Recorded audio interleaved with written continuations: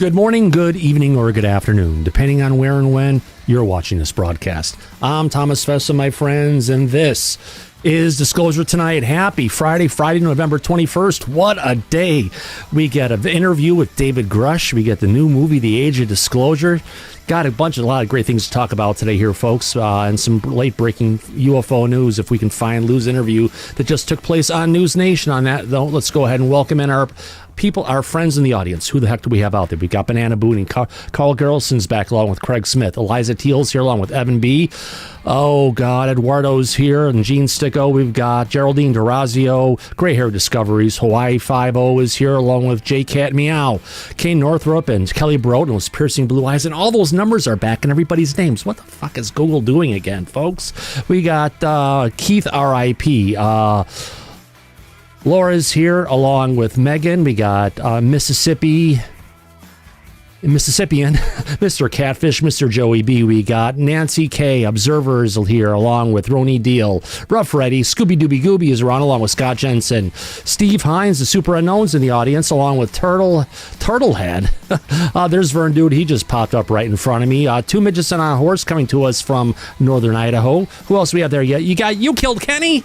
No, we didn't do that, but maybe you did. And Wendy, how about that? Let's go ahead and jump into the back. And where's that? Uh-oh.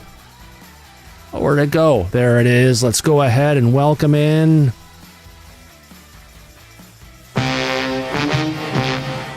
Mike. How the hell are you, my friend? Oh, I'm doing well. It's going to be a very interesting Friday night show tonight. Oh, I know. We have a lot to talk about. Oh, you're telling me about 300 plus screenshot of the Age of Disclosure. We'll look at it as like a slideshow.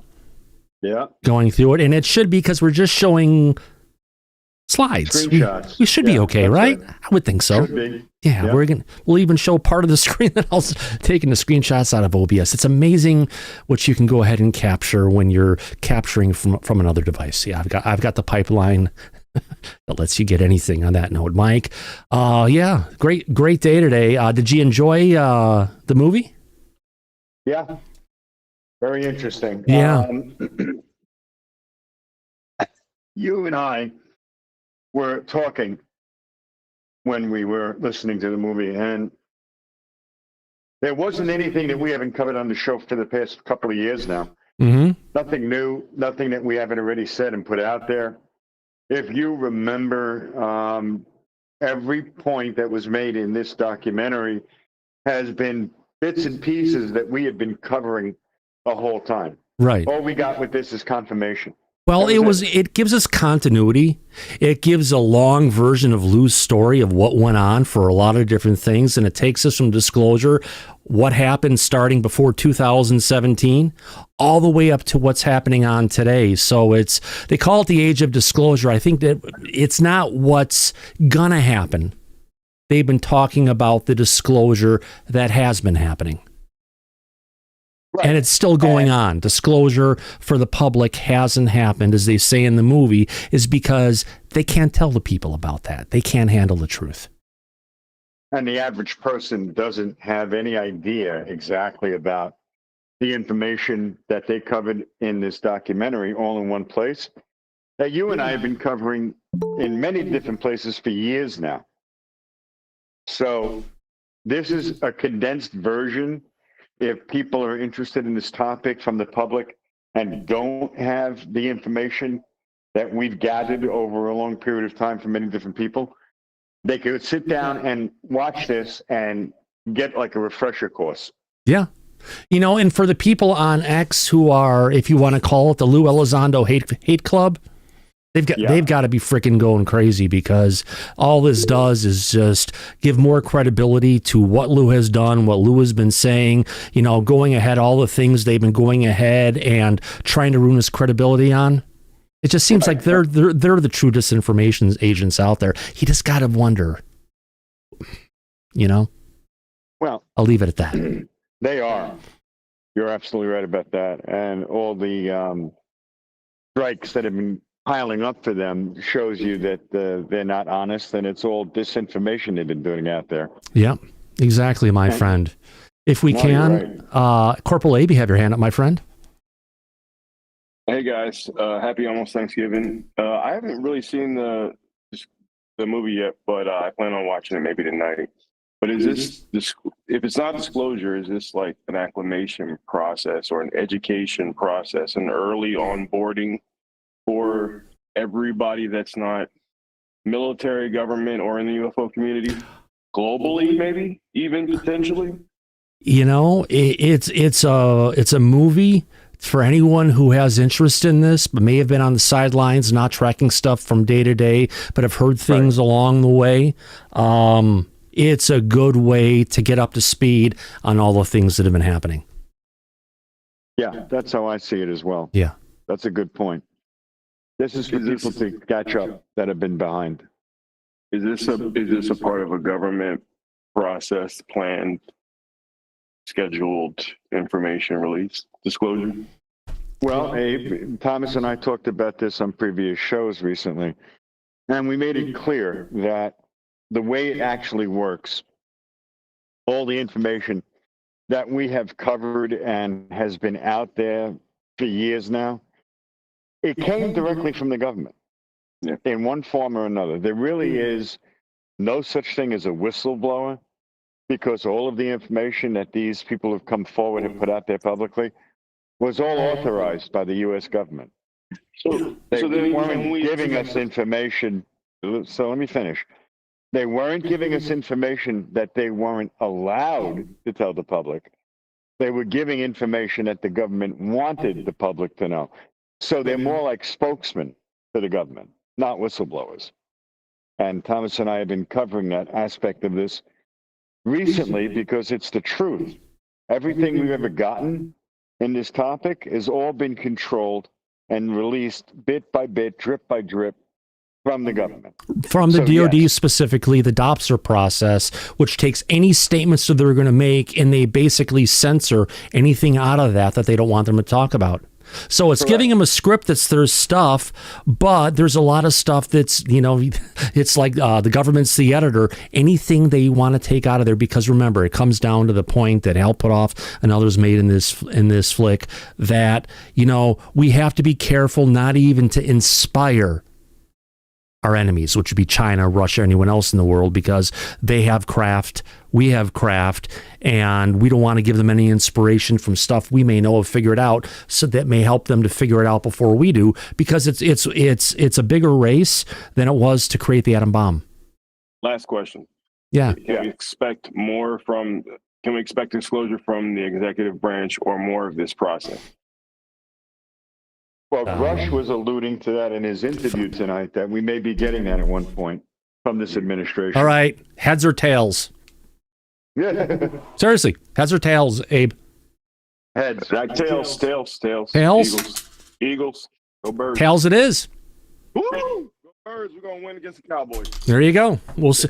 And, you know, for reference, it's a cheap modern penny, very thin. They've stopped making these things lately, but yeah, it's got a shield on the back. I'll take that. But yeah, it's a penny. There you go. That's about as close as we're going to be able to get to it. All right, let's go ahead. And so to start this off, actually, Gene, you have your hand up next, my friend. Go ahead. Yeah, I was just going to add that I think I think it did a really nice job framing the complexities of the issue overall. You know, I don't think it didn't go into any territory that, is sort of speculative or whatever. Everybody was very straightforward about what their experience and information was that they had. They broke down the national security aspect of it. They broke down the societal aspects of it, the issues that go along with that. You know, yes, the parts about the, adversaries having it first, versus us. Again, I think they know a lot more about that than anybody let on in there. But overall, it kind of stayed in the guardrails. It laid it all out nicely. Yeah, nothing extraordinary, threw in a few stories, which was good. In background, and as you said, it was both a good primer and a good reminder. I think my takeaway of the message was, as a society, it's right now larger than the community. It's about getting our arms around the parts of it that we can get our arms around and be definitive about, and move forward that way. So I thought it was a good documentary and good message overall. Oh, yeah. Exactly. And it's great to see Lou in this, talking about all the different stuff again. This is before Lou went through his weight transformation. Good to see him now. Probably, lost 50 pounds at least. Yeah, absolutely. It shows what can go on when you put your mind to it. On that note, getting back to go ahead and talk about, if you want to call it whistleblowers, we got a interview here of David Grusch, who's been MIA for the longest time. We've been waiting for Dave to come around. Abe, do you still have your hand up, or you okay? All right, good. All right. Thanks. Let Ed in. All right, so let's go ahead and get this interview up of David Grusch on Fox News on the Brett Baer Show. We heard about this back, I think, on September 9th or so. It's been a while, and it's great to see it. It finally came out. So on that note, let me find the right set I need to get to. There we go. Let's bring it up and let's play this. Let's play this episode. Let's play this clip. Here we go.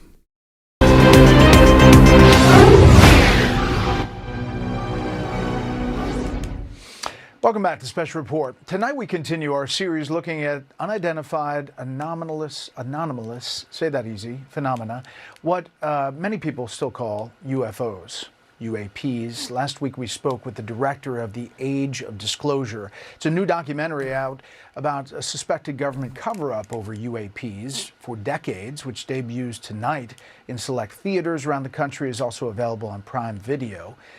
It's powerful. It features testimony from 34 former and current government officials, including witnesses who have testified before Congress. Earlier, we spoke with another whistleblower who is now a congressional task force member on the UAP subject.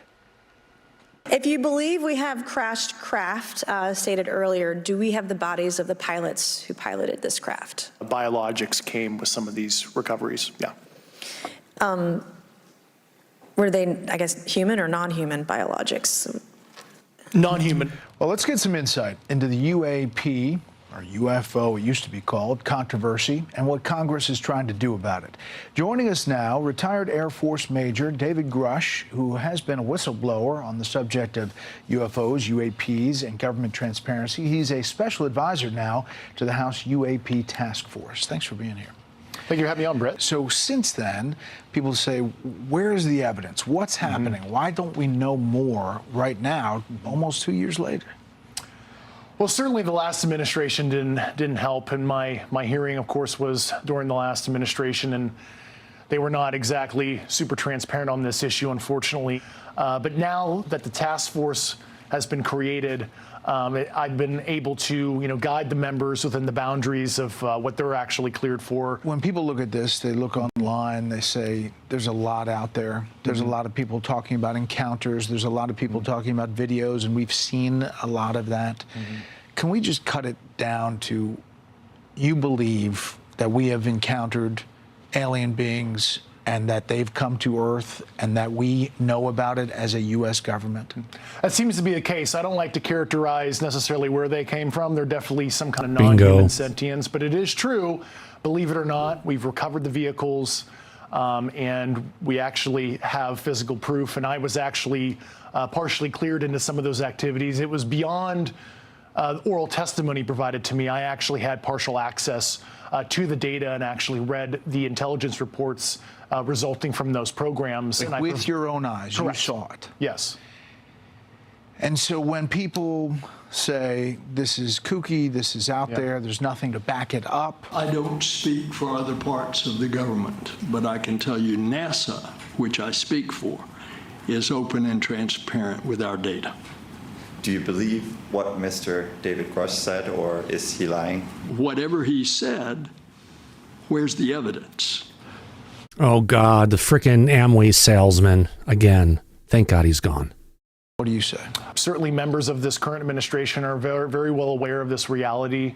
Certainly the current president is very knowledgeable on this subject, and I trust his leadership on it, and I think he's assembled an A-team cabinet, and I really believe If Trump wants to be the greatest president and the most consequential leader likely in world history, he certainly has the knowledge, the capabilities, and understanding of some of these sensitive government transparency issues. I have access, and I speak to people about it. I've had actually meetings on it. People that are very smart and very solid have said they believe there is something out there. And, it makes sense that there could be.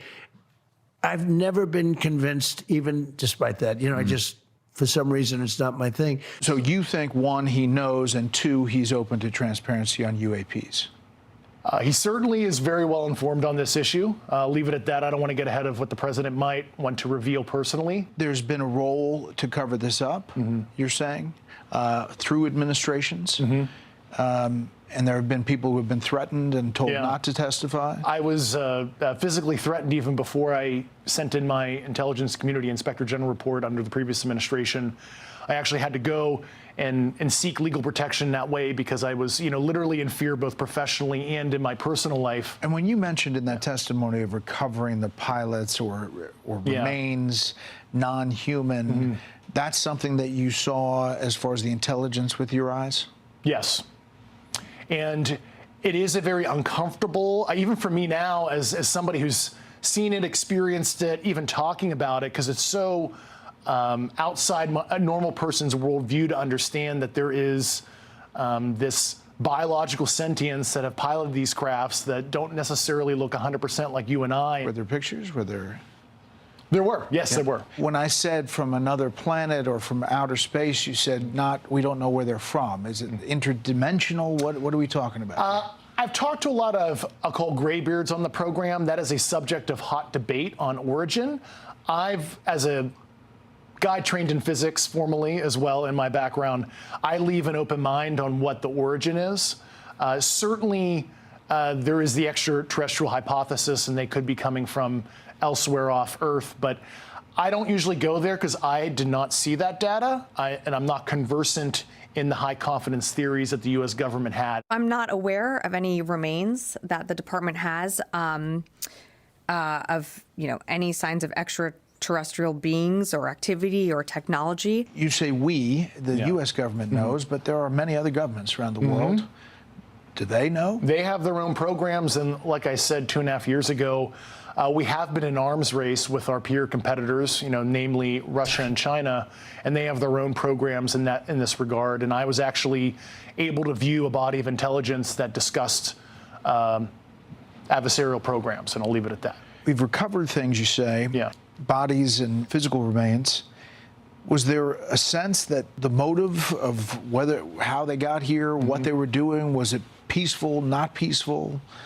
We've seen a mixed bag of activity. And motive and intent, why they're visiting, that's once again, that gets into our assessments, not necessarily, we can't quite understand the intent of some of the sentience and why they're visiting. Could it be because we have interesting genetic material on Earth? We're a Jurassic Park tourist attraction for them. Could be a myriad of reasons. For the other people who are coming out, you say to them what? You've obviously faced intimidation. You talked about harassment. There are reports that others have too. I say that there's hope.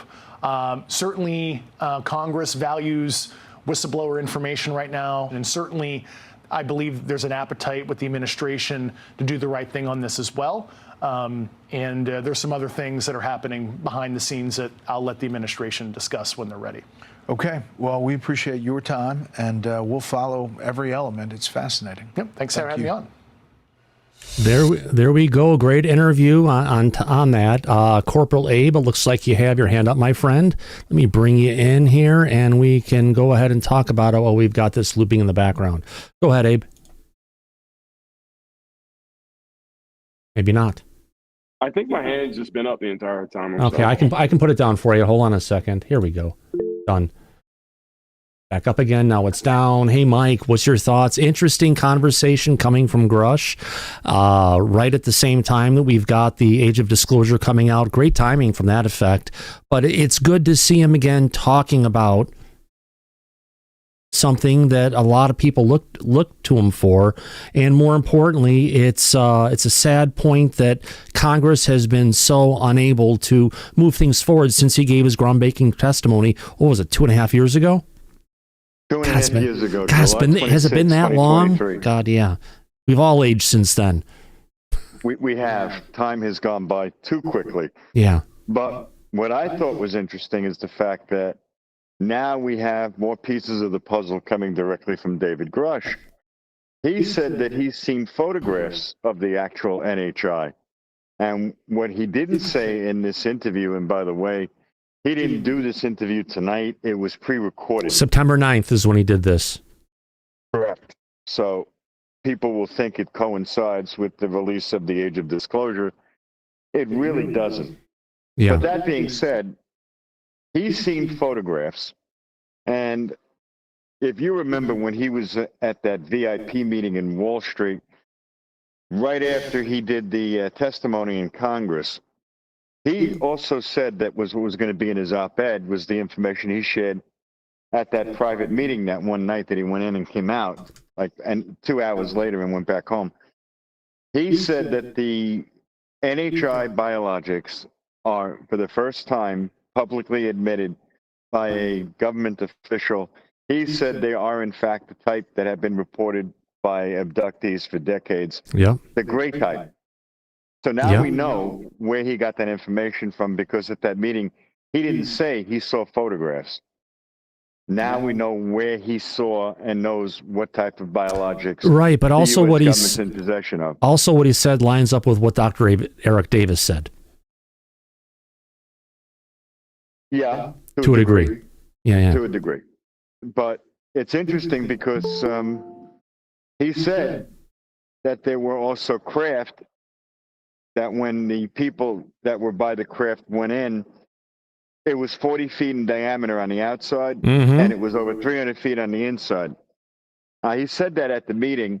He was supposed to relay all this information when he released the op-ed that we still haven't seen yet. Yeah. But this was the information that was going to be in that op-ed when and if it ever comes out. Right. But you and I have been reporting on this over 2 years now about what was in there and what he knows about. 40 feet on the outside, size of a football field on the inside, different time. They're in there for a couple minutes, and they come out, and 4 hours has passed. That's something that's been out there in the general conversation for a time, but it's also nice to see all this information kind of pulled together. No, if I can, Mike, I've got way too many screenshots to go through. So if people don't want a spoiler for what was covered in the film,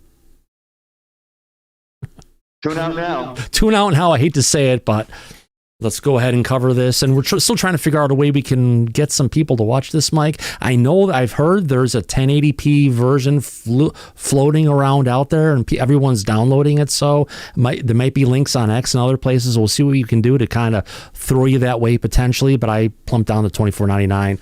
What the hell? Why not? Let's go ahead and support the filmmaker on this one. And yes, you're going to see all the screenshots I took from OBS as I was watching this on my Apple TV and capturing it on my Mac. And it's something I could actually record the whole video, but no, let's just go ahead and start with what we've got going here. Yes, would you look at that? We've got, what is that? 308 viewers in the show right now. And how many likes do we have? Let's go ahead and take a look. 80 likes. If you're enjoying this program and want to give me props for going ahead and spending this time to get it together, we'd love to have you like. And if you're new to the show, we appreciate a subscription. We try to do our best here, don't we, Mike? Well, we do. We bend over backwards. Oh, yeah. And put in more time than the public actually sees from when they're watching the show. Exactly. The cost of a subscription is free, and we'll even give you a double your money back guarantee on that. Now, granted, this movie costs $24.99 plus tax and everything else. You got to remember, Mike, we're in a society now where the cost of a Jersey Mike submarine has gone up from $9 to $20, and it looks like you're getting about half the meat thanks to the investment community. So, yeah, it's a little bit high, but the thing is, it's the price of buying the new books a lot of times, like Eminent and such. So, right. Let's get to this. It is. Yeah. This is going to be fun to cover. So let's go ahead and get to this. So everyone interviewed in this film has direct knowledge of unidentified aerial anomalous phenomena as a result of their work in the U.S. government. While some of their knowledge is classified, they are now breaking silence, better than breaking wind. with what they can lawfully disclose. There you go. What they can lawfully disclose means what we're listening to is everything has been censored by the federal government. Let's continue. All right. We've got a bunch of statements coming in from Ryan Graves, from, help me with the names here, Mike. From the Tic Tac. Fravor. We've David got Fravor, Commander David Fravor. We got Christopher Mellon. Bunch of people all coming out. Mellon. We got here we go. Hal Putoff, and we've got our friend of. Oh God, my mind is off right now. Well, it's Carl Nell. Can't forget Carl Nell. Dr. Eric Davis, Dr. Gary Nolan's there, and let's get into. Yeah, not that one. All right. So Gary Nolan, Christopher Mellon, all contained in the Age of Disclosure. And what you're getting is a lot of clips of guys talking about stuff, all contiguous about what was going on, as we're getting into different parts of the subjects, taking parts of their interviews, all putting it together and giving you one convenient place to go ahead and look at this stuff. So you got Lou Elizondo walking around the nation. Of course, he was a former Department of Defense official, that he was part of the UAP task force back in the day. They go through Lou's military history, of course. And then, saying about what he dealt with, that he was even working for, if you want to call it the White House at a period of time. Here he is with James Clapper, who he briefed in on this. And of course, then we got Jay Stratton.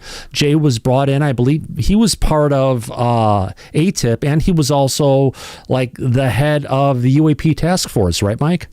Yes, he was. Yeah. Correct. Yeah, Jay Stratton also has a book coming out soon. Yeah, that should be pretty. Oh, it should be very interesting, Mike.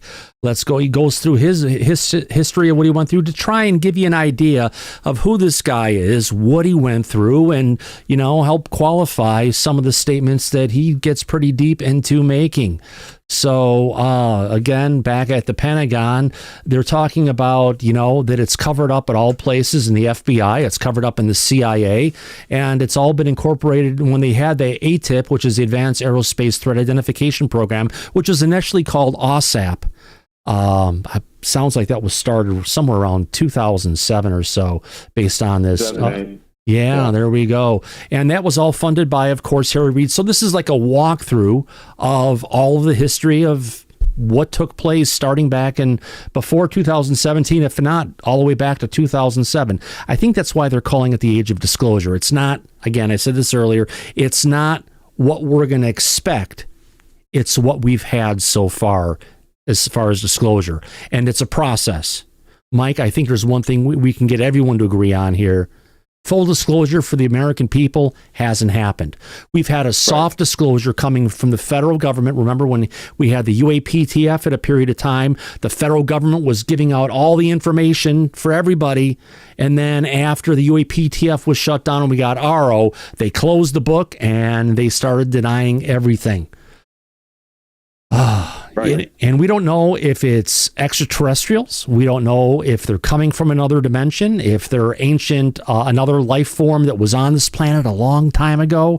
It's something, we'll figure out every time, because don't forget, folks, we have major cataclysms on this planet that happen regularly every 12,000 years, and actually on every 3,000 year cycle, there's major bumps that happen, and we are at the 12,000 mark on top of a 3,000 mark, so we're just waiting for the next wave literally to come our way. So let's move on. All right, talking about if you want to call it Harry Reid when he was working with Obama, and then we've got Lou back in here talking about for nearly a decade he investigated UAP incidents around the world that were based on hard evidence and data, that we learned that UAPs are present and a serious national security concerns. Now, if you go and watch this movie and you're with your friends, have a drinking game. Every single time you hear them mention national security, do a shot. It's pervasive. It's almost, Mike, about they should call this the age of the national security cover-up, because that's really what it turns into. Let's move on. Calling it a potential existential threat that we're dealing with. They talk about them being transmedium vehicles that have the capability to operate in the space and the air. What's interesting about this, Mike, is they bring out the info, they bring out the video and show it a bunch of times from the Aguadillo, Puerto Rico incident, which is probably one of the best ones we've ever had, where we had a DHS helicopter out there recording on multiple sensors a UAP, or let's call it a UFO, flying around the airport and such in the base after coming out of the ocean, circling around it for a while, going back into the ocean, going transmedium underneath the water, and then accelerating once they were underneath the water. Really amazing stuff, and it's probably one of the best sightings we've ever gotten recordings of. Let's continue.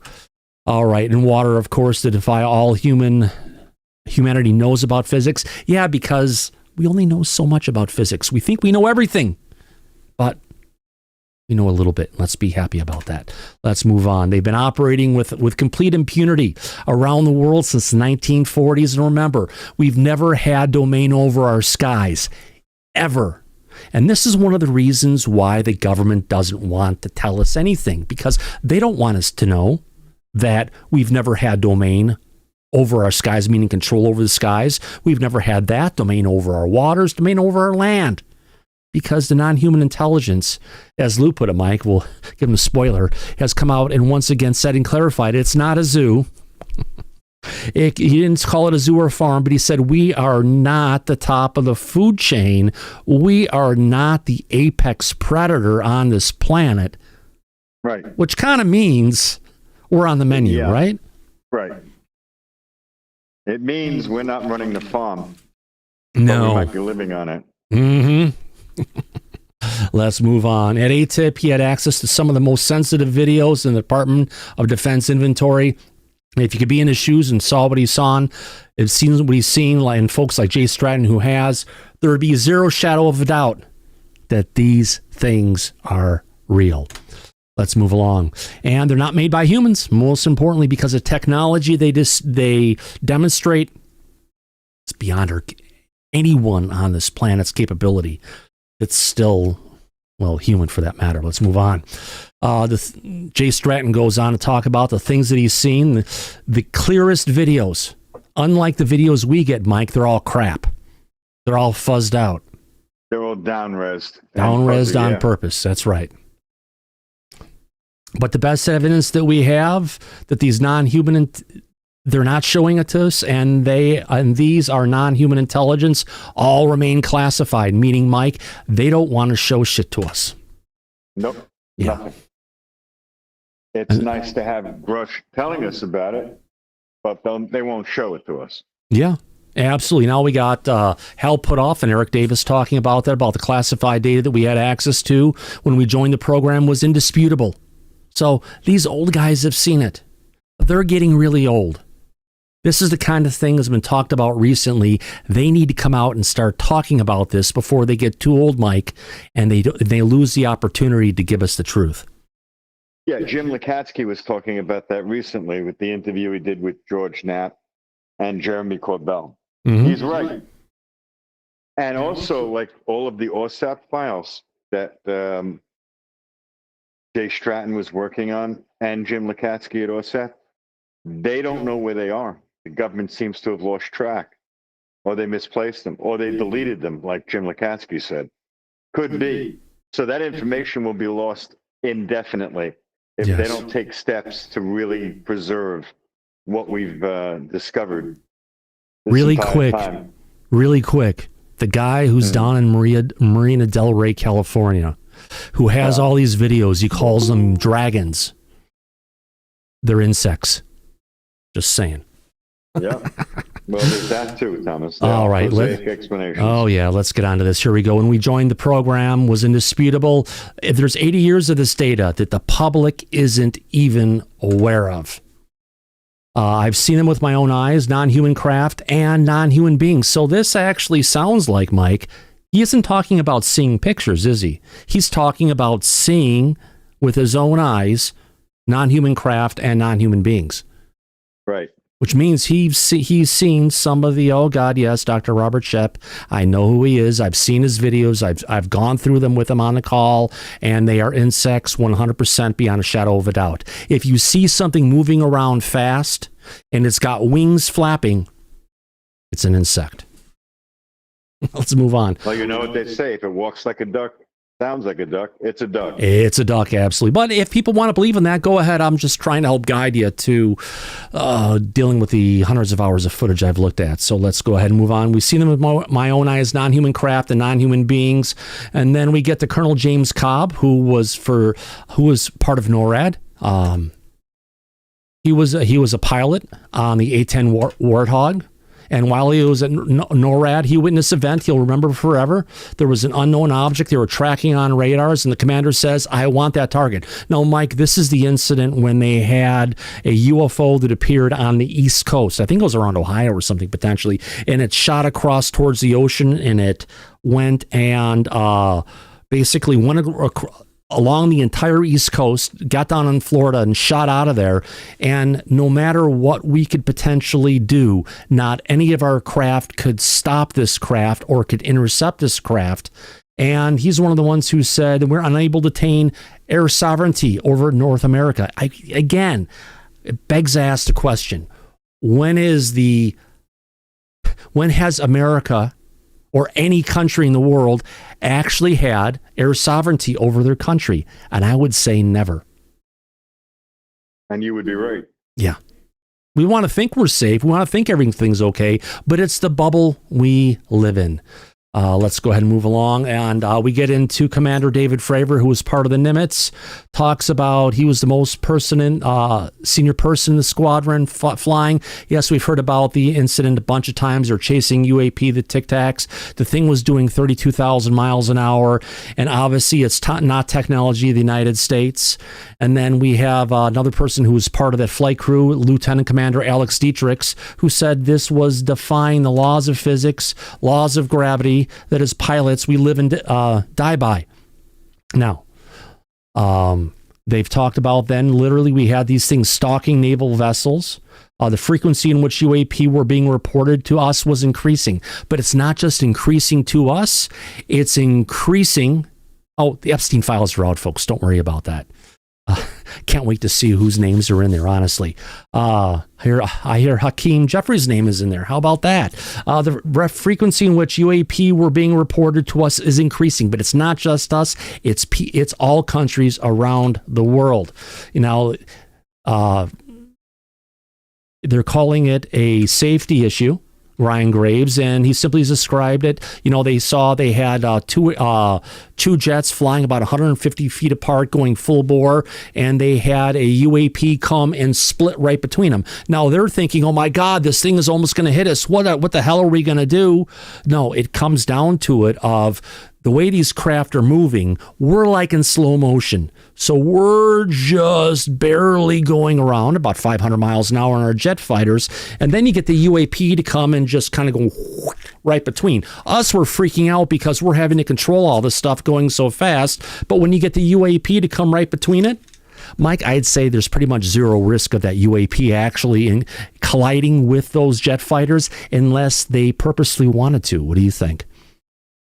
Well, I think that it's the difference between, as an analogy, an F-35 or an F-22 fifth generation aircraft maneuvering between air balloons.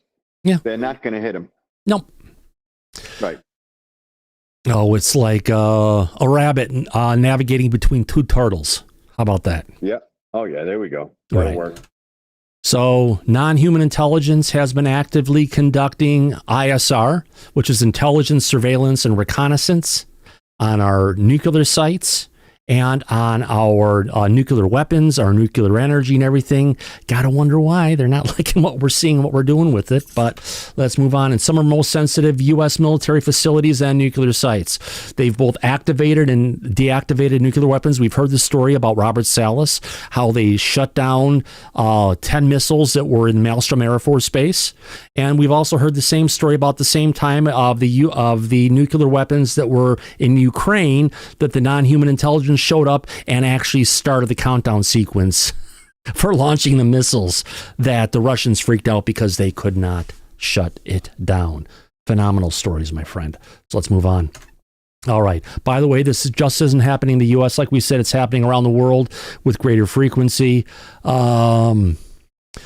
Christopher Mellon pops in, talks about how, it made him aware of not only the phenomenon was real, but it was ongoing and a persistent phenomenon. And nobody was doing anything about this in the federal government, at least outside of the program, other than Lou.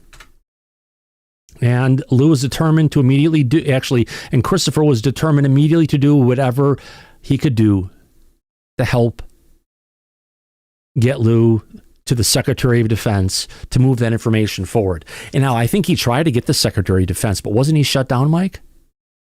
He was. There were members within the Pentagon that felt that this phenomenon was based on demons and we've got angels. that coming soon, yeah. And they didn't want to have the Secretary of Defense was Mad Dog James Mattis at the time. They didn't want him to be bothered with this information. They felt it should just go by the wayside because of strong religious convictions. Yeah. That group was called the Collins Elite. Yep. And they still operate. Yeah, they do. Unfortunately, they do, Mike. Unfortunately, yeah. Get back. This is the one I was on. Yeah, okay, let's move on then. All right, so we were met with the fiercest resistance, the stigma alone, and that taboo of the topic, of course. The historical association of UFOs was something that most people in leadership positions was too big of a pill to swallow. Now, Mike, apparently this whole stigma around UFOs and reporting it is only in the United States. No, Thomas, it's not. Yeah.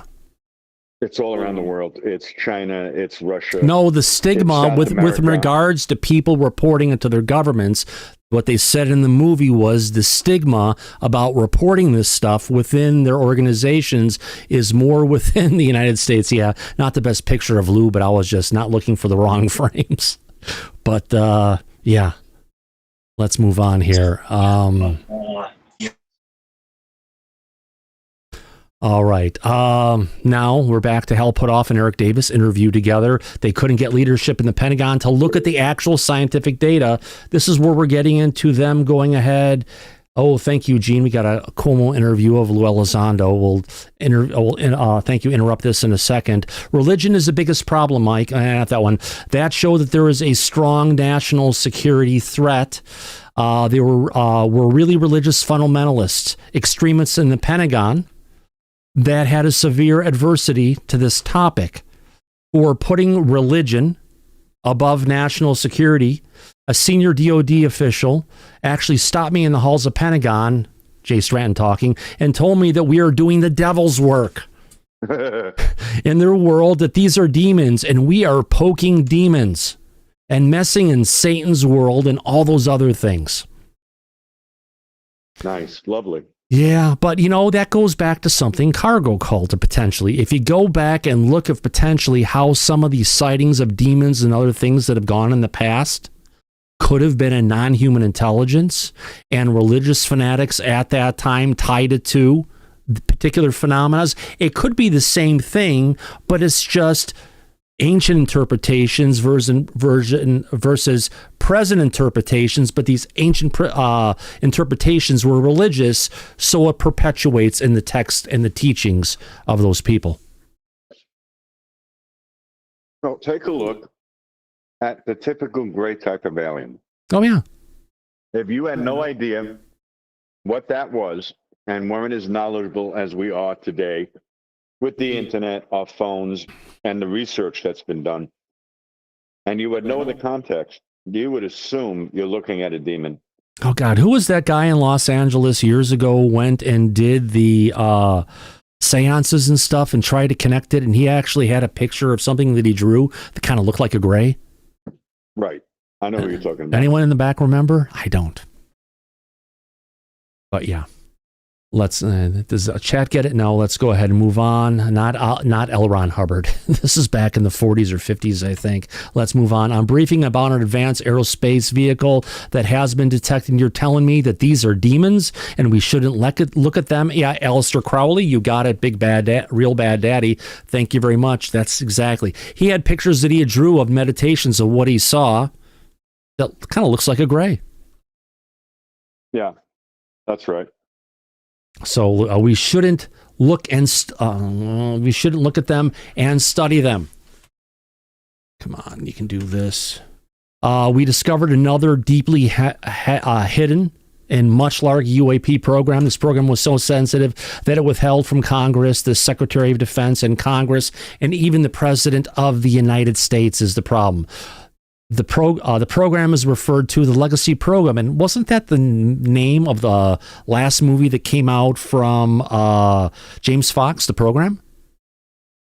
Yes, it was called The Program. You're right. Yeah. Well, interesting. Seems pretty accurate. Let's move on. They were retrieving, apparently the United States has been retrieving and reversing engineering UAPs since at least 1947. These retrievals included bodies of non-humans, some sort of intelligent David beings. Grusch talked about the Magenta 1933 Italy recovery.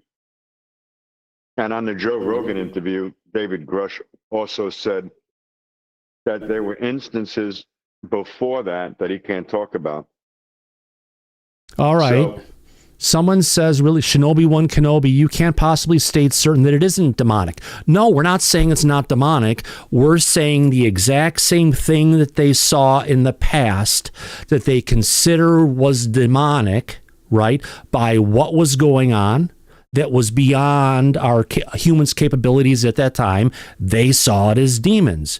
What I then went out and said, and this could be the exact same stuff we're seeing today, but that information, because of, we're seeing it now, we're calling it something else. Someone saw it hundreds of years ago, and they've got a different name for it. That name is perpetuated through religion and other texts, and people think it's demons when it could be the same thing.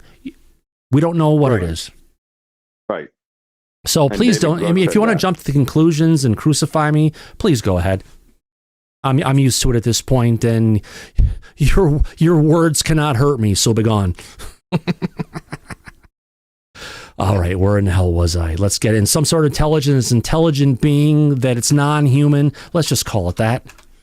And when Jay and I began knocking doors and trying to get access to the Legacy Program, there was an almost like an immune response. Trying to shut down by the Legacy Program. Antibodies came out of everywhere, trying to shut Lou and their efforts to bring out the truth down. And they tried to shut down Hell Put Off too.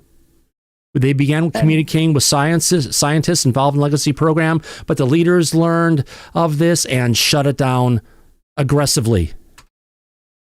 We actually had people angry at us that we were even asking the question. How dare you ask these questions? Mike, there's isms, scientism, historism, physicsism, all the different stuff that goes along, and they have all the rules that are in place, right? If you go ahead and question those, they get really upset. How dare you question our stuff? This is the way the stuff is. Right. That's the same thing that Graham Hancock was dealing with Göbekli Tepe and all of the archaeologists. Oh, and the stuff he was dealing with in, if you want to call it Egypt, trying to get out the truth. No, sometimes they don't want a truth that differs from what they believe. Mm-hmm. That's where the ism comes into play. Yeah. So let's move on. Oh, God, I need to make this a little bit smaller so we can see this. All right. So as in, we have a right to, what right do we have to inquire about this Legacy Program, despite the fact we were running ATIP, which was looking into it. So they start looking into it. They get stuff flying around them, and then they get the "how dare you" speech. And there's a Legacy Program. I guess Mike has been around at least 80 years at this point, and there are things to protect national security, and they refuse to give any information to us for that matter. It sucks. Now, when it comes to the Department of Defense coming from Christopher Mellon, only Congress has the wherewithal to get the information out of the DOD. And the way to get Congress's attention is first and foremost through the press. But I have to say, where's Congress taken us yet? Not far. Now, we got a couple other clips. And we're about... We've got a ways to go in this, don't we, Mike? Oh, Jesus Christ, we've got a ways to go. So I'm going to give myself a little break. We've got a video that came out thanks to UAP James. Let me go ahead and bring this down. This is an interview with Lou Elizondo. I guess they've been waiting for this for 3.5 years to happen, Mike. So let me get to here. Let me find...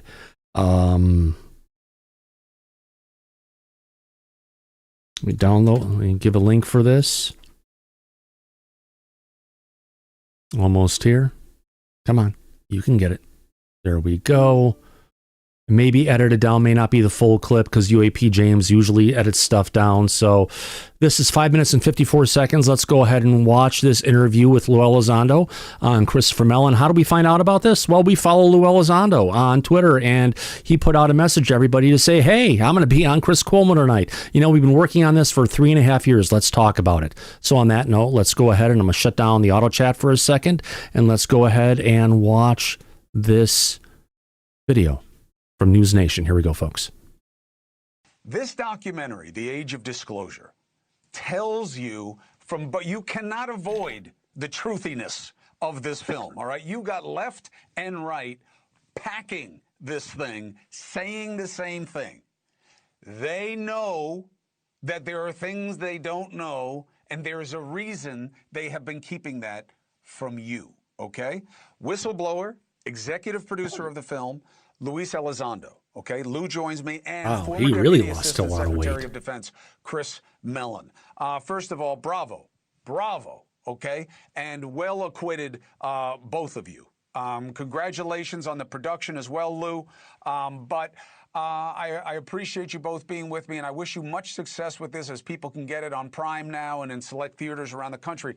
Chris, let me use you, though, to start here with, there is a reason the government hasn't wanted to talk about this, and it involves competition and their fears of being behind.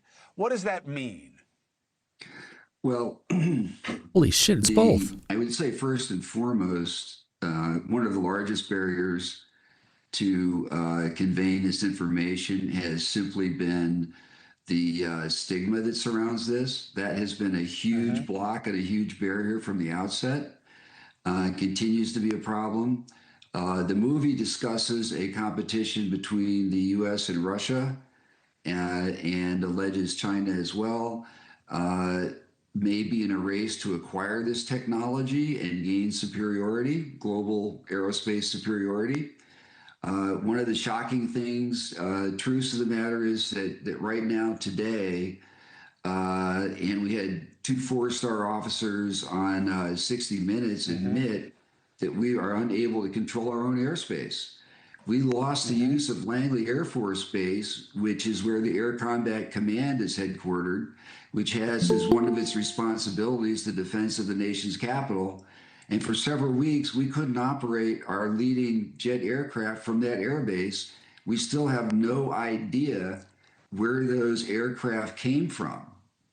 We haven't been able to identify them. We didn't successfully intercept any of them. That should be very alarming to anyone concerned with national security in this country. And that is just one example of a dozen that I could roll off of these things invading restricted military airspace, our most sensitive airspace, and we don't know where they're from, we don't know who's controlling them, we don't know how they operate. So this is something that the executive branch fully agrees with now. There is no longer any debate, discussion, doubt about that fact between the executive branch or Congress. The administration, the Defense Department, all fully admit and acknowledge that that is true. So this film is, I think, helping to bring that forward. because we need a lot more action than we've had to date to get to the bottom of this. Listen, I'm with it, and I appreciate the point so much, Chris, especially coming from you. And I've always, I guess my one beef is, Lou, what took so long? And I know that's totally an unfair question because you've been fighting this for so long. But when people watch this, they're going to be like, wow, this makes so much sense. Why haven't we been hearing this all along? And Lou, you have been fighting this fight for years. And what do you hope will happen now after this? Well, Chris, great. Thank you for asking that question. It's actually very thoughtful. And to me personally, this movie was a bit like, forgive the cliche, but a bit like birthing an elephant. 3.5 years in the making. But look, when you're talking about getting over 30 separate senior officials, both on the legislative branch and in the executive branch. Think about this, Chris. Imagine 8 years ago going up to, I don't know, a former director of national intelligence or a former director of CIA or a former secretary of defense and say, hey, by the way, we're doing this little documentary film and we'd like to talk to you on the record about UFOs. They would laugh you right outside of the room, frankly, and probably don't tell the security not to let you back in at some point. So the times have changed significantly, and this took time. And if you notice when you watch the video in the movie here, there's a lot going on. You literally have someone admitting for the very first time, a very senior ranking official, that in some cases presidents and Congress are not briefed to some of these programs. Now let that resonate for just a second, right? What does that mean to the American people? That's a holy cow moment. And I think if you want to provide a documentary that has rich with information like that and reveals like that, it takes time, and people have to get comfortable with who you are and really trust what it is you're trying to do. No, you did it right. You did it right, and I don't want to give away too much of it because I want people to watch, but let me just say this. Once this gets its big wave, let's come back. Chris, I'll chase you down. Lou, I'll chase you down. And let's have that secondary conversation that you guys are stoking with this conversation starter, all right? It's a great film. It's a public service. And we're here for it at News Nation, as we always have been. And on my podcast, The Chris Cuomo Project, this is about transparency and Americans taking their government back. Right, but it really comes down to the truth, Mike. Getting transparency out of this is the hardest part because the federal government doesn't want to give us any transparency on this because they're afraid what information could potentially get to our enemies to let them know what we know about her. And if they know more than what we don't know, it could give them a reason for a preemptive attack on us, because if they don't know what we have and we don't know what they have, who's afraid to throw what at who? Because, you know what I mean? Yeah, exactly. I know exactly what you mean. Yeah. But they were talking on later in the film about how some of these craft, like the ones that are a square inside of a circle, they are determining that it is something beyond time and space. Oh, yeah. It sounds a lot like the video that we were recently going over from Greg O'Brien. Yeah. So, yeah, it's nice to hear these people talking about these things that we're dealing with here on the show regularly. Yeah. Exactly. It's just one of those things where there, and Nick, I know you have your hand up, and if it's about going ahead and watching the Joe Rogan interview, we're not going to, but what say you? Yes, it's good, but like after the show, are you going to play a documentary, Thomas? I'm not sure yet. I know there's a bunch of places it's out there for people to get it, so I don't want to go ahead and admit that I'm going to pirate anything, if you know what I mean. Yes, I know what you mean. Exactly. So let's jump back into this conversation if I can. Let's shut down. Oh, thank you, Chris. Appreciate that. And thank you, Lou and Christopher Mellon. Let's go ahead and find. Here we go. Let's get back to this again and pick up where we left off a little bit ago. Let's get into it. All right. Congress attention is first access to the press. This is about, okay, we need to get the press involved, but thank God we've got people like Matt Lasel that are out there that are actually pushing the press. I know I hate to take a derailment again, but talking about the UAPDA and talking about the press. Believe it or not, Matt Laszlo got a statement today from Eric Burleson. Let me go ahead and bring this up here, talking about, yes, there may be a last-ditch effort out there to go ahead and bring the UAPDA out and bring it back to life. You know, I wonder if this is what they're trying to do, Mike, is something with this. I hate to say it. Is this something like they're trying to go ahead and do? They've got the corpse in the corners and the legs start moving and they're thinking that the patient's still alive. We can bring it back. Hopefully not. Let's see what Eric Burleson has to say in this interview. All right, here we go. Should start about 30 seconds in. It doesn't seem like it was ever formally.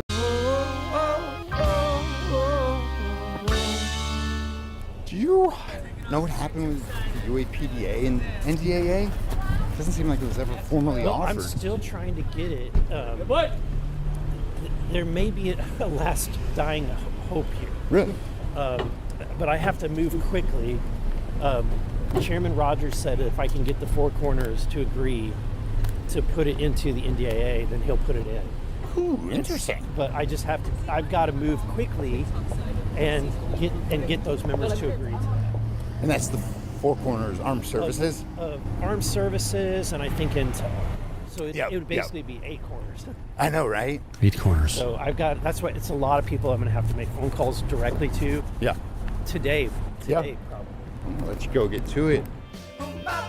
All right, to say who in the hell is the Four Corners? The Four Corners refers to the chair and ranking members of both the House and Armed Senate Services and Intelligence Committees. So they're calling it the Four Corners, but it's actually 8 because you have a chair and a ranking member going across. Well, I guess that is 4. Maybe there is 8, but either way, not bad for Matt to go ahead and see it. You know, is it really going to happen, Mike? I'm not going to hold my breath. It could be a last-ditch effort to bring it there, but you never know. Could be that last Hail Mary pass, like in the old Joe Montana game on the Sega Genesis. Oh, you're right. That's a good point, Thomas. Oh, yeah. That was a fun game. They could try to move forward with this for the 4th time. I have no expectations that it's going to pass, just like it hasn't passed in the last 3 years running. Yeah. Nothing I know. changes. Yeah. You know. Don't hold your breath. Maybe we'll get a present. You never know. But until then, because usually NDAA is signed off at the end of last week in December. But here's the thing. Hasn't it already passed the House and the Senate in its current form?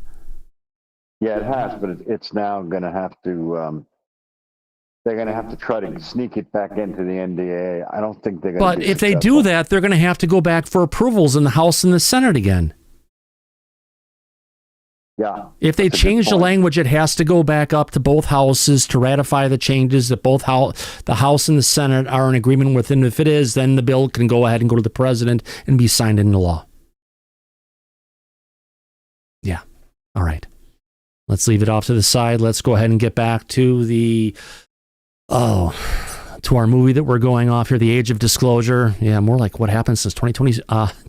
For the last 10 years. Let's move on. The way Congress's tension is to get it through the press. Let's move on. He knew he had to get the press engaged to help get the Hill engaged and to then get it back to changing the Defense Department.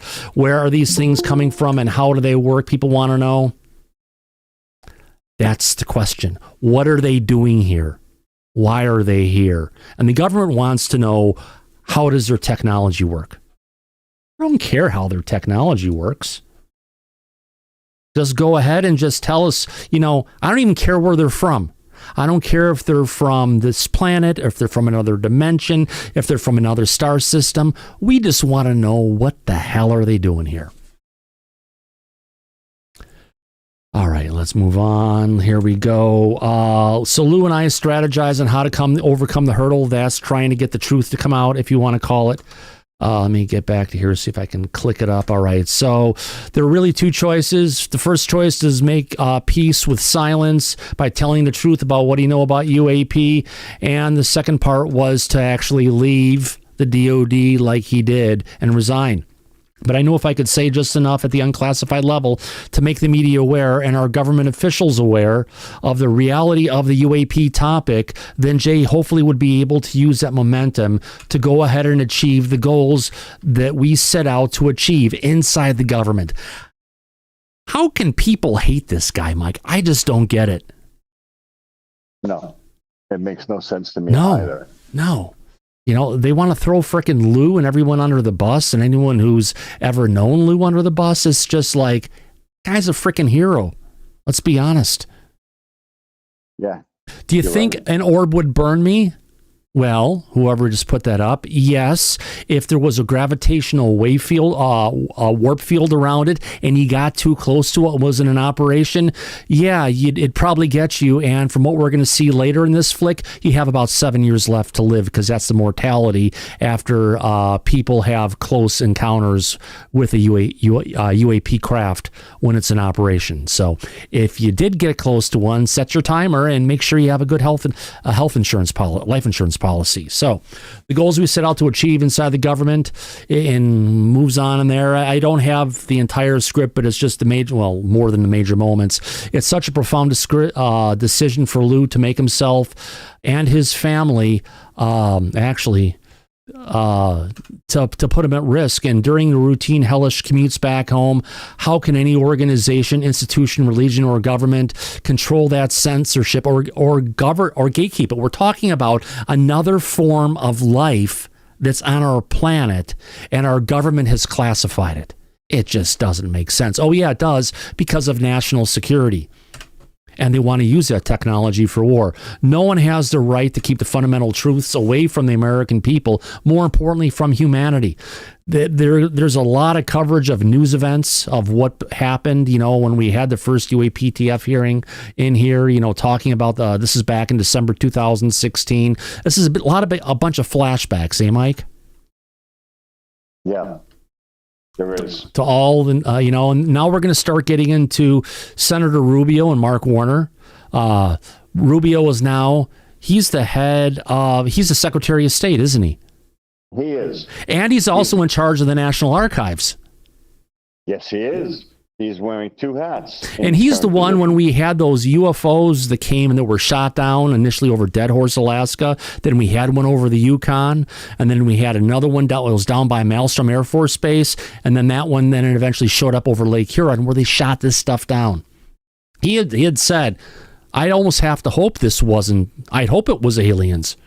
Because if it was the Russians or China who had this technology, we're screwed. Meaning they have technology that it can avoid our radar, avoid our systems, go wherever it wants, and we're unaware of it. So that's what they're concerned about. Let's move on. To put national security above their own potential interests and careers. The world was real, and it was happening. Getting back into some more news clips, and then we've had repeated instances of something operating in the airspace over restricted nuclear facilities, and it's not ours. And we don't know who it is. That's concerning, Mike. They're over our nuclear power plants. They're over our military bases. They're over our missile bases and stuff. It's a shit show. Well, we can't track them. We can't shoot them down. There's nothing we could do about it. They can completely violate our airspace. Yeah. Over military bases, over nuclear facilities, and not a damn thing we can do about it. Not a good sign at all, Thomas. Yeah. Oh, I hear you, Mike. I hear you. Let me move on from this. All right, go back to here. Let's move up. And that statement alone deserves inquiry. It deserves attention, deserves focus. Well, hopefully, as the Secretary of State, with his ability to put things into the ear of Donald Trump, he'll do something. Of course, we have Kirsten Gillibrand saying it's a problem because it could be China or Russia or even Iran. She's always framed it as it being something from humans, not somebody else. And she eats up anything that RO comes, which really points out, Mike, she is part of the cover-up problem. Well, it's definitely not a good sign, Thomas. I can tell you that. No. Right. So she's like a debunker. Oh, yeah. We got James Clapper, she's like the people who attend the debunkers' spaces. Let's call it that. Oh, yeah. Yeah. More of them. Oh, yeah. We know all they do. But now, James Clapper, who was director of national intelligence, and he was also an Air Force OSI, I think, back in the day, he said, well, any unexplained phenomena could pose, take your shot, folks, a national security threat. There's something violating our airspace. U.S. Representative Mike Gallagher from Wisconsin. We've got Mike Rounds because for national defense purposes, national security, we need to know what these things are. Jay Stratton presents a safety of flight concern for all military and civilian aviation. Mike, how many planes to date have been brought down or collided with an actual UFO? 0. Right. Now, we did have a weather balloon hit a commercial airliner recently, but that was a weather balloon. So They keep on bringing up, oh my God, it's a flight safety risk. I disagree. I'm skeptical. Yeah. I'm going to go ahead and say it's a flight safety / training risk. If you don't train our airmen how to deal with this stuff with the knowledge that's been learned and it's been stigmatized, and you actually don't give them the knowledge they need when they interact with this stuff, they're not going to know what the fuck to do, are they? And it's not just our military pilots, it's our civilian pilots. Anyone who's going to be in the air, they need to have a class of UFOs 101. What to do. Just keep on flying, ignore that it's there, and it will go away. And if it comes close and you can't handle it, just close your eyes for a second. It won't impact. Because I think there's more of a risk of, like, we got a commercial airliner, they see a UFO coming, they go do a crazy dive to get out of the way. They've got all those passengers back there. They're going to be flying and bouncing around the cabin and getting hurt. Yeah. Oh, easily. You're right. Yeah. And also, he's saying the fact that the FAA isn't tracking UAP. Yeah, they're not tracking UAP because they're just tracking what's in the sky these days with transponders, Mike. They're not actually using radar anymore. So no one in the towers, anyone observing any of this stuff, nobody can see this stuff. Even in the military, it's the same way. Their technology may pick it up, but when it gets down to their screens of what's coming across, Mike, their view of what's in the sky is completely filtered. Well, they're deaf, dumb, and blind, it seems like, in regards to these objects. Yeah. Not much they can do about any of it. No. And it shows. Unfortunately not. So let's continue on here. Is this putting American lives at risk any day? No. I don't think so. I think this is just another statement to make it sound more sensational, to get people to go after it. Yeah. Is it putting it at risk? Yes. I would say what's putting our American lives at risk every day is the failure of the FAA and the military to train our pilots. If you don't have that safety meeting, they're not going to know how to operate safely when they encounter these craft. It's no different than telling them, hey, when how do you deal with a flock of geese? How do you deal with all these, weather? How do you deal with thunder and lightning or, massive downforce winds? It's all the stuff they need to learn from. And you know what? If they all have to learn and take simulators every so often, they could put this built into their simulators and make sure the people who are flying know how to get past this stuff. So again, this is the fear porn that comes out there. That gives them one of the reasons to get there, but I think it's more fear porn than anything. Let's continue. All right, so then we get Brett Feddersen, who was the director of aviation security in the National Security Council, and comes out and basically says he believes we're absolutely not alone in the universe. The biggest thing that concerns me with the UAP is the national security concern. Do a shot, folks, if you're playing along. That keeps me up at night, and the idea that we're behind the power curve. Well, what's wrong with that? There's something here that's bigger than us. Is there anything, is it that bad that there's something here that's bigger than humanity, Mike? I don't think so. No, you're right.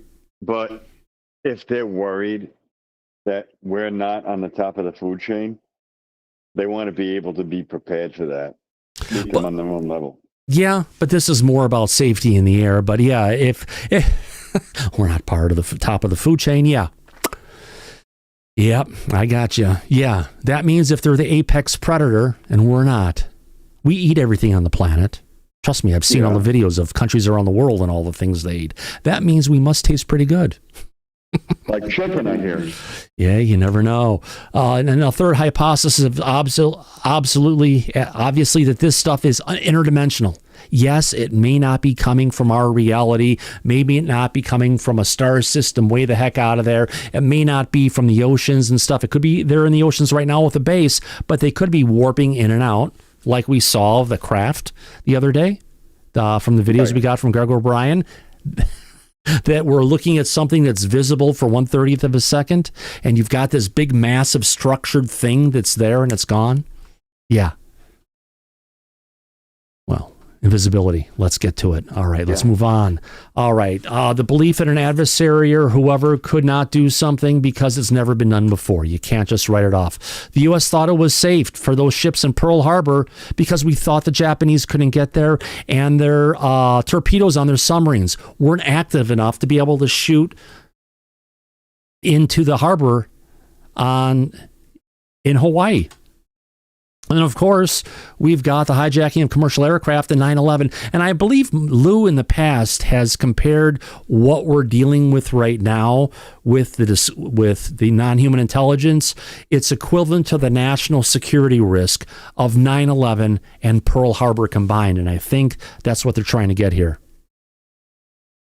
I really hope not, for our sake. If it goes in that direction, it would be really bad. Yeah, but that's what Lou's been saying forever, and it could be. You never know.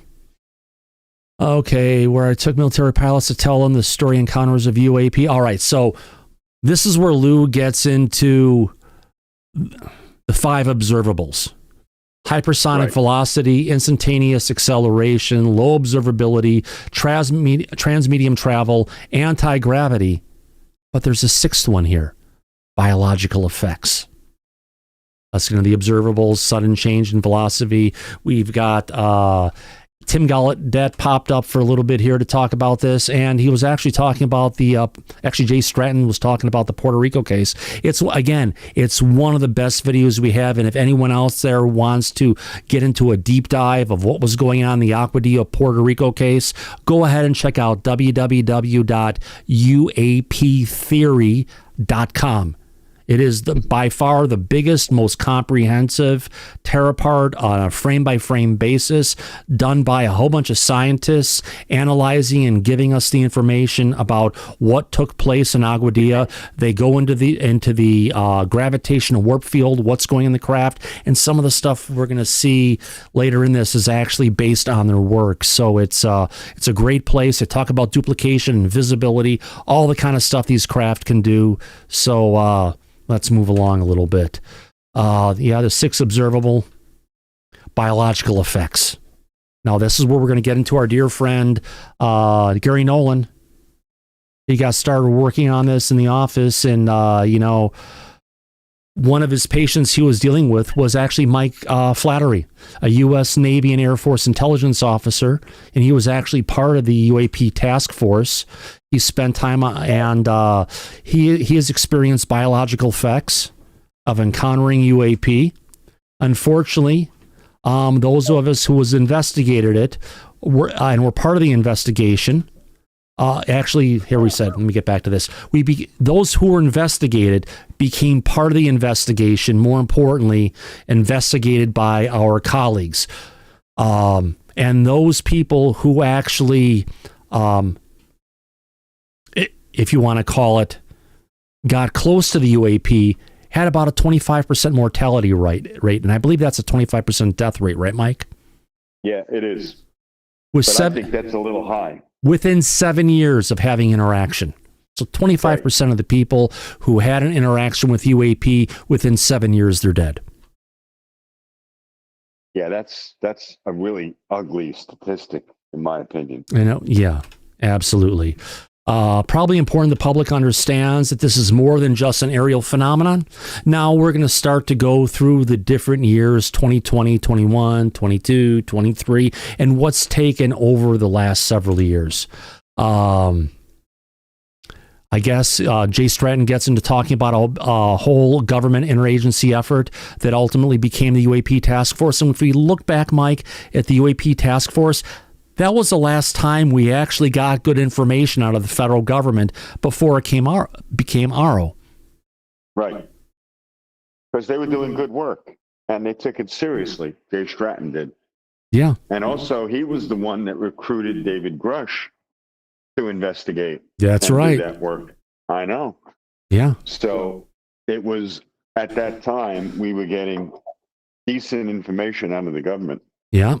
Absolutely. And the program was much bigger than ATIP ever was, and he handpicked members from all 16 agencies in the intelligence community, and everyone in authority was paying attention to the topic. One distinctive moment was when he actually was brought in to brief the Secretary of Treasury, Steve Mnuchin, who I believe he was the Secretary of Treasury during Trump, wasn't he? Yeah, he was. So briefing the Secretary of the Treasury, he sat back in the chair and he said, Jay, you may wonder why I'm asking for this briefing.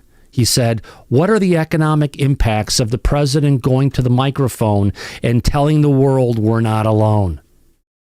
This could be one of the reasons. Hal Puthoff talked about this later in the flick, and a bunch of people. Everyone always says, what's the implications of the president disclosing where we're at?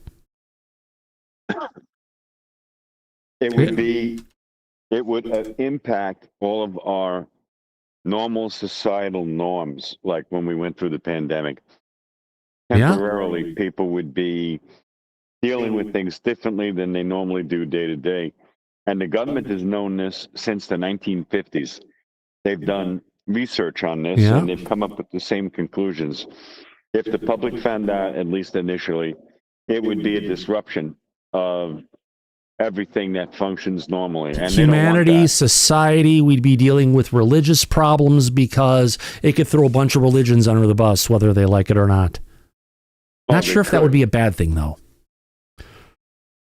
But let's move on. It's not a good thing, and the government didn't want that to come out publicly. Well, Mike, in that point, they'll never bring out the truth. Well, not completely, no, but they have been releasing this information for a while now, and we still have more on the way. So, well, we'll see where it goes. Controlled disclosure. Yeah. I'd rather have catastrophic disclosure, in my opinion. Oh, just freaking open Pandora's box and pour it out, let everybody see what's truly going on. And then let the world governments discuss and disclose why they kept it covered up for so long. Yeah. Well, all it's going to take is one government to bring out the information publicly. As soon as that happens, all the other governments are going to have to answer to their society, their civilization, why they lied about this the whole time. So all it takes is one, and then this has the domino effect. It does, my friend. Which should be interesting. I know. It certainly does. So if we have to think about these kinds of impacts in order to prepare, if the president were to make that move, we'll see where it goes. Now back to Lou Elizondo walking along to craft UAP legislation that was then taken by Marco Rubio and pushed. And I didn't realize that there was actually legislation for disclosure to get stuff going that was actually pushed into the coronavirus relief bill. I did not know that happened. This was a revelation to me. Hey, you're right. And we didn't know that because at the time, everybody was freaking out over COVID-19 and they weren't paying attention to little tidbits like that. Yep. And apparently people were in the government because most of the COVID relief bill was huge and it probably wasn't read by everybody, which usually kind of happens. Oh, it always happens. That's most of the time in Congress. Exactly. So they don't read a majority of the bills and legislation they sign off on. Yeah. And then, of course, actually, so the coronavirus relief bill, actually, it then forced the Pentagon and the UAP task force to provide, let me get this here, written reports to Congress in both classified and unclassified. Yeah, correct. I remember that. Yeah. Oh, here we are. That was 2020. Yeah, 2020 was the year of COVID, for that matter. It's amazing we can say that word now and not get our stream taken down from YouTube. it's about fucking time, Tom. Yeah. So the long-awaited Pentagon report on UFOs was finally released in 2021. We covered it live here, and we had videos. We play this video many times to John Ratcliffe. Every single time we play this video, though, we get a bogus copyright strike we have to face. So when we talk about sightings, we're talking about objects that have been seen by Navy Air Force pilots. Frankly, there are a lot more sightings than have been made public. They're not from the U.S. military or other advanced U.S. government technology. This was the news that we had in 2021 compared to where we're at now in the world ruled by the trolls and Susan Goff. We had Chris Mellon. True. Yeah, Chris Mellon was on Fox talking about stuff and getting into it. And then we had a few elected officials that got read into the classified versions of the report. It opened their eyes to the national security concerns surrounding the topic. Okay, if you're playing along, folks, do a shot. And we even have Mitt Romney talking about how, frankly, China and Russia aren't there, and neither are we, by the way, admitting that we don't have this technology. No one else on this earth has this technology. What the hell is it?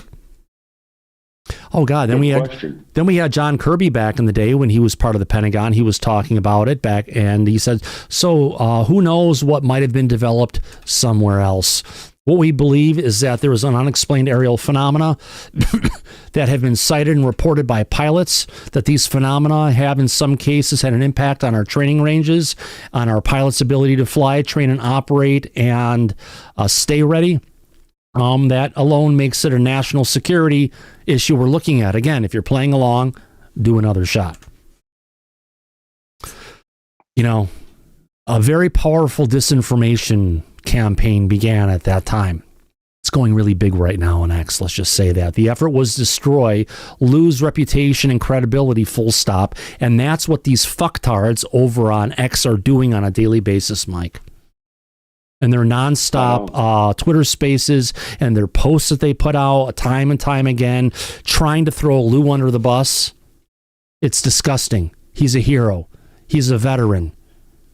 Why do that? He's a whistleblower. He's a whistleblower. Before Congress. And they always say we have to protect whistleblowers. Oh, but not Lou Elizondo, because for some reason they think Lou Elizondo would be out to get him. That he's giving orders to go ahead and go after these trolls. Fucking crazy, man. They need help. I know. So yeah, they do. Yeah. Let's move on. Mr. Elizondo had no responsibilities. They put, back in the day, they were saying that Mr. Elizondo had no responsibilities with regard to the ATIP program. Come on, don't do that. Let's go up. Mr. Luis Elizondo did not have any assigned responsibilities for ATIP coming from our dear lady Susan Goff, the troll of the trolls. They actually told the American people that Lou Elizondo did not work there. And that was an outright lie. And that's Jay Stratton saying that, not Lou Elizondo. Lou said, my family and I suffer greatly for it. And they're still attacking his family. They're still attacking his daughter in these horrible troll accounts on X. And it's disgusting. It is. Harry Reid said they go online to try and belittle Elizondo and me and anybody else, which they're still doing today.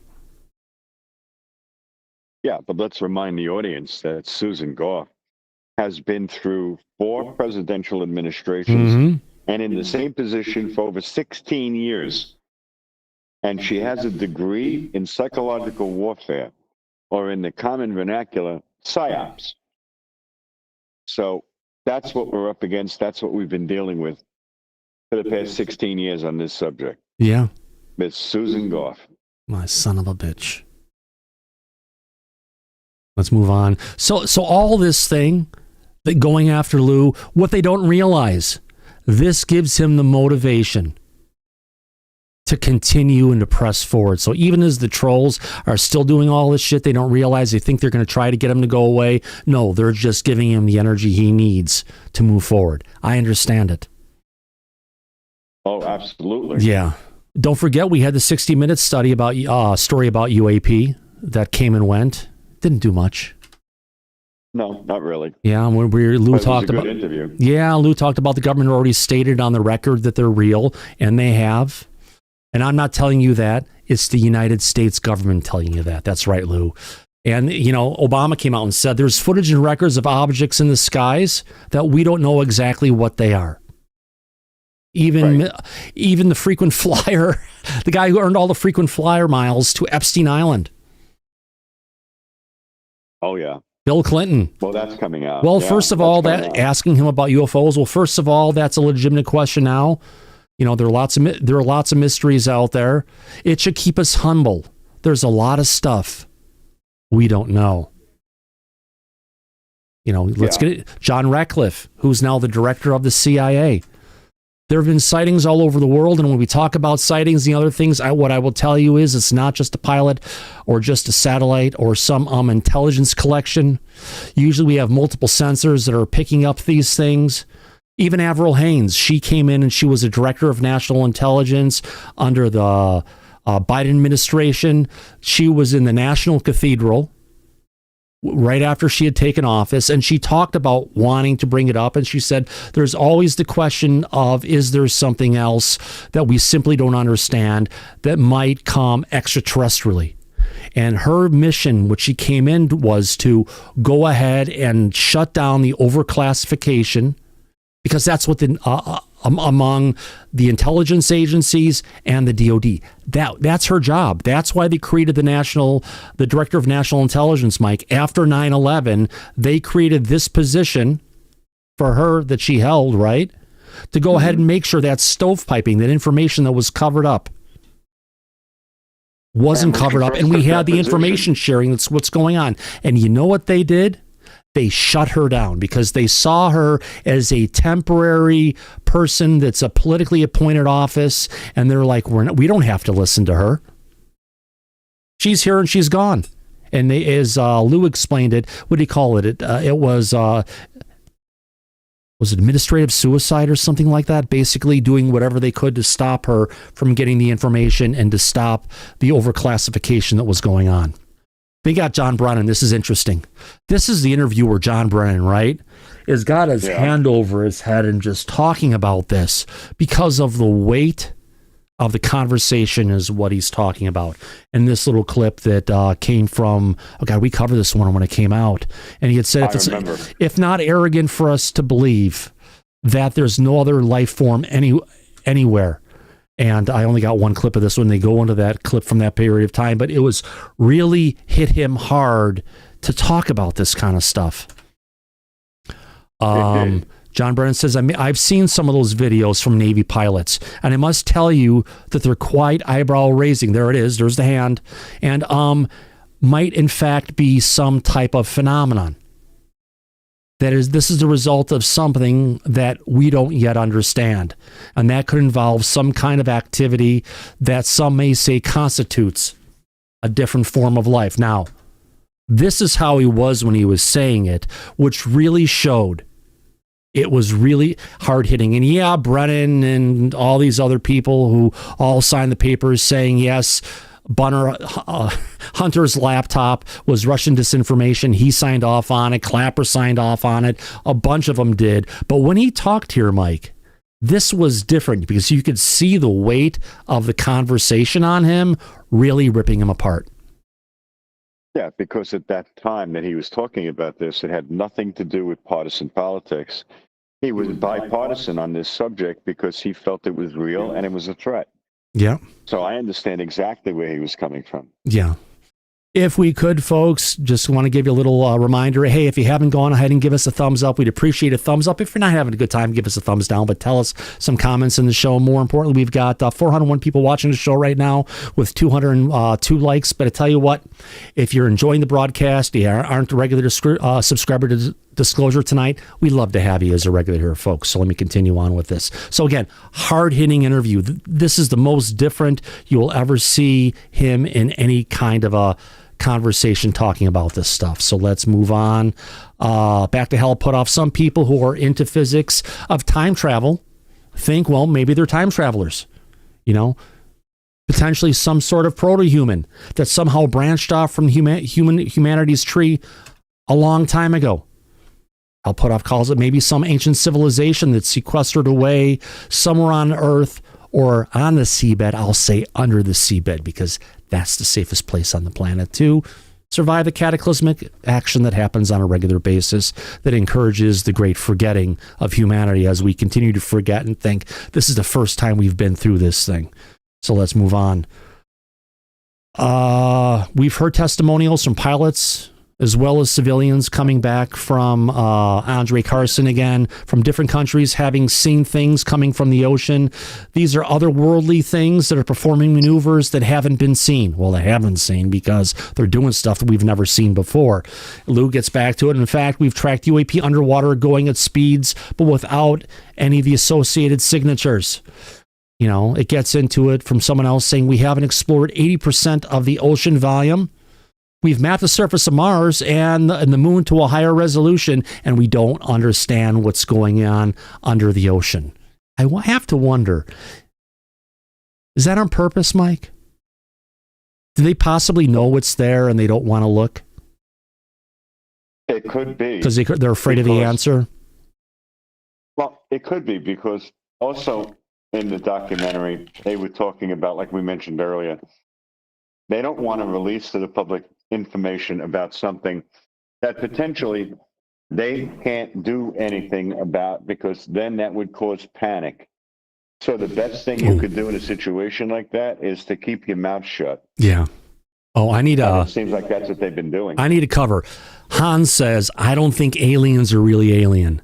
Coming from someone who I've talked with many times who went through a horrid encounter with the non-human intelligence, is these things are not human.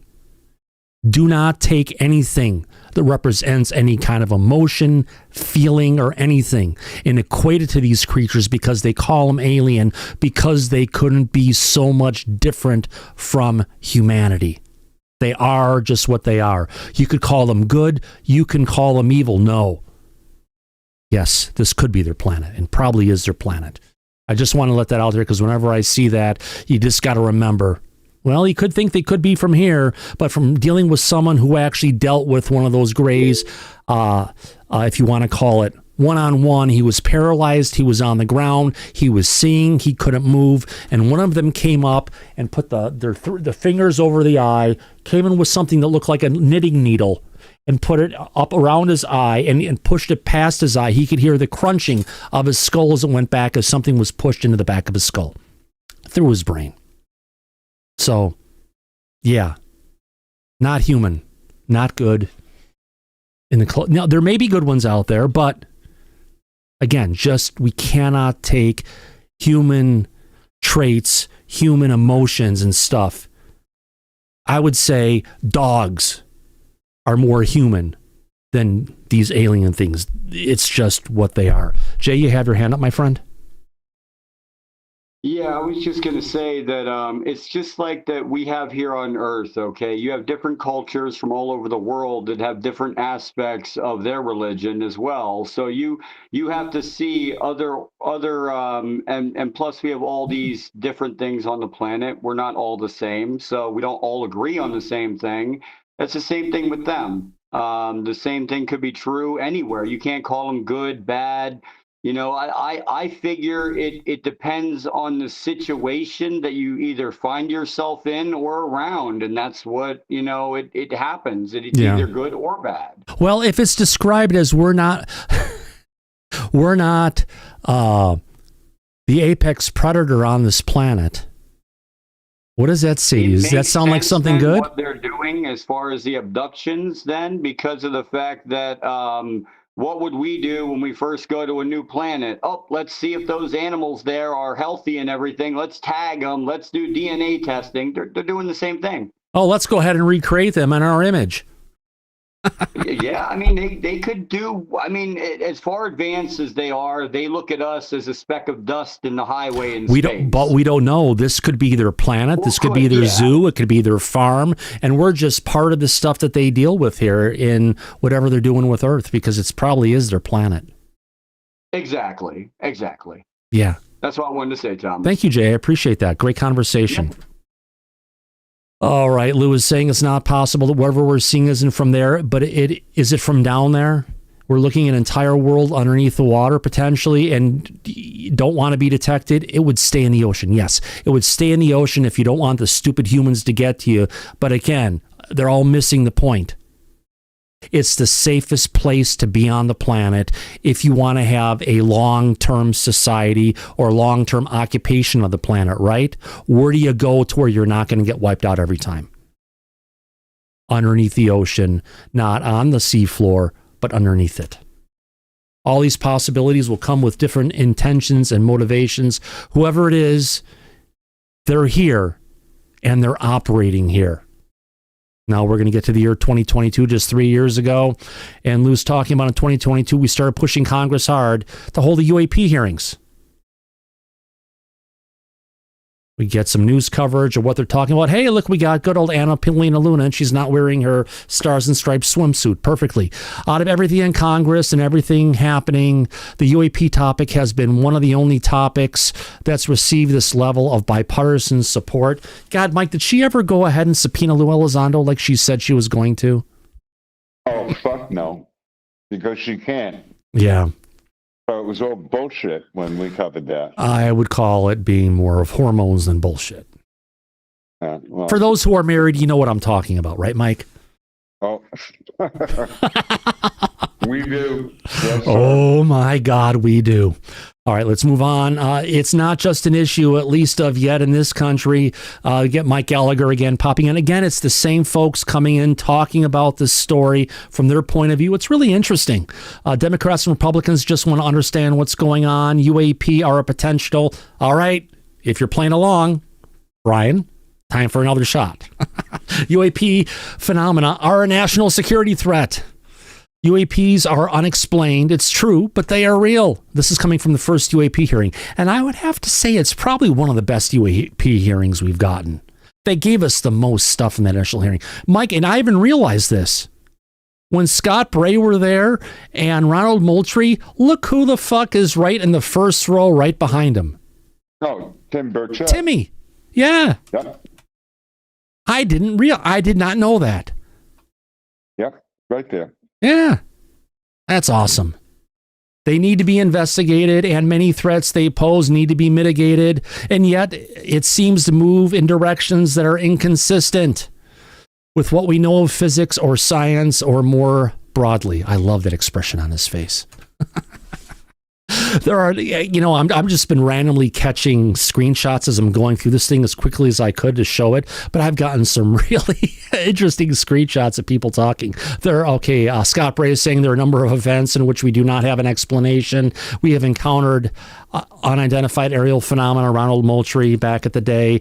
We are committed to a focused effort to determine their origins. Then why is RO going and denying any of this stuff is real? Oh, because they want to keep the most real stuff covered up because we can't handle the truth. But it needs to be classified at appropriate levels. We do not want potential adversaries to know exactly what we were able to see or understand, or how we come to the conclusions we make. Gene, take it. Yeah, get ready to take a shot because I want to talk national security and the that constant frame.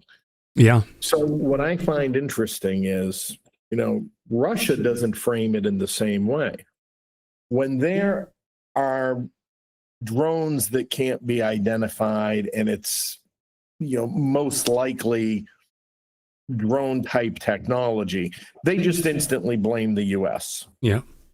When there is an unidentified, when there is a UAP, and this is, in the modern era, let's say in the same time periods we're talking about, when there's a UAP, their reaction is, if it is US, they must have reverse engineered a UFO. So they don't frame it in the way, well, we don't know what it is. Maybe it's advanced technology from the US, like that. They have always been, and it goes back to the 80s, they have always taken this a very straightforward approach. Even as far back as 1953, I found a radio broadcast in the public radio station, the state radio, where they were talking about this. It's so ridiculous. The U.S. is saying maybe it's Soviet technology. That's a stupid thing to say. Why would they say that? Because they were very much dealing with the same kind of phenomenon too. So, it's this masking of the UAP phenomena and UFO phenomena under the national security umbrella that goes all the way back to Roswell, which they decided to have this dual purpose umbrella under which they were going to maintain the mystery and get it into all of its nice compartmentalized little buckets. Yeah, I would agree. What are your thoughts, Mike? I agree with Gene. I could tell you that George Knapp, who went over to Russia when the wall fell, at the time, the Russian UAP reverse engineering program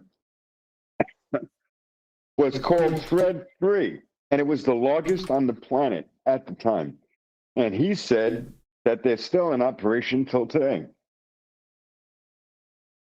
So we know Russia was taking this very seriously. Yeah. For a long time. Yeah. And they still, at this point, are continuing that work that Gene's father-in-law was involved with back in the 80s. Yeah.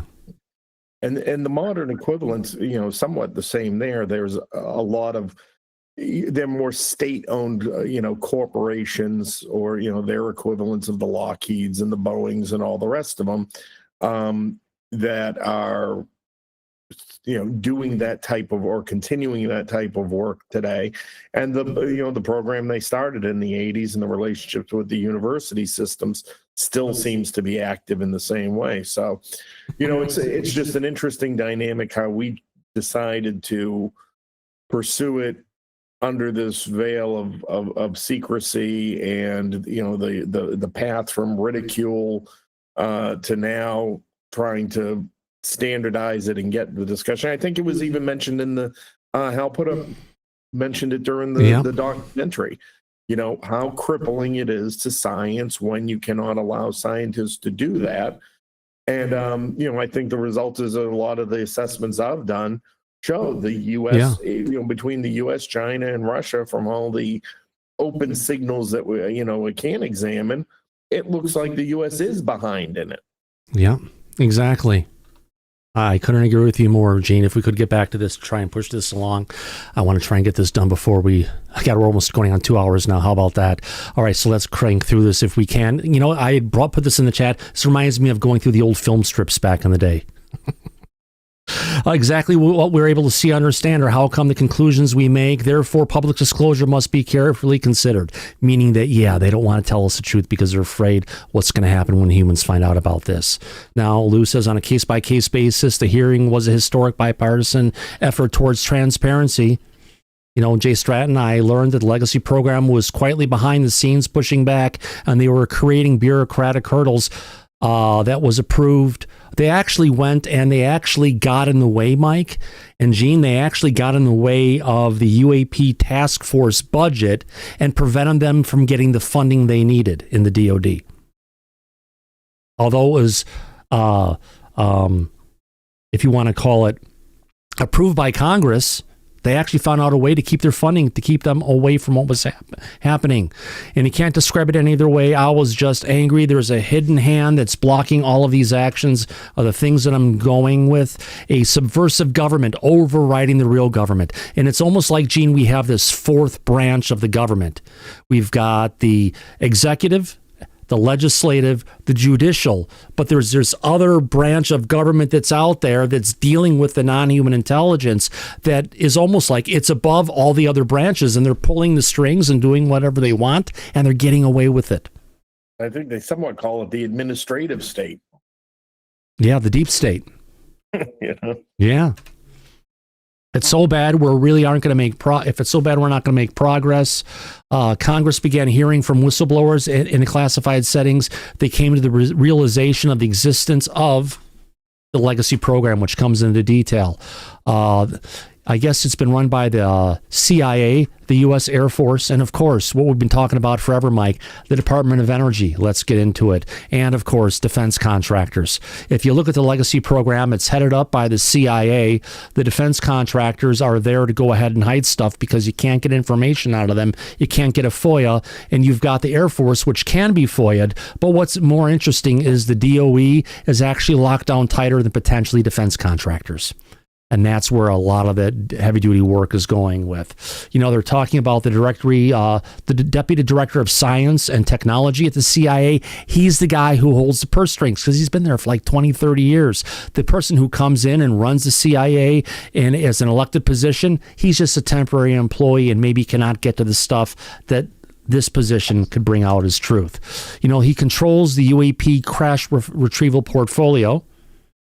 Then we got the U.S. Air Force is responsible for field operations. We're talking about recovery programs. Crash retrievals, exactly. These are the folks that are responsible for deploying within a minute's notice anywhere in the world to go secure and retrieve crashed UAP.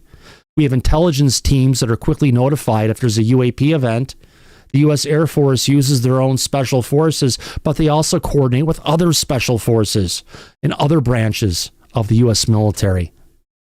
They're so well organized that they basically can go to a site, gather the material, whatever it is, and once in their position, they have the authority to classify it and therefore make any information about it unavailable to the public. And even admission that it even exists is unavailable to the public.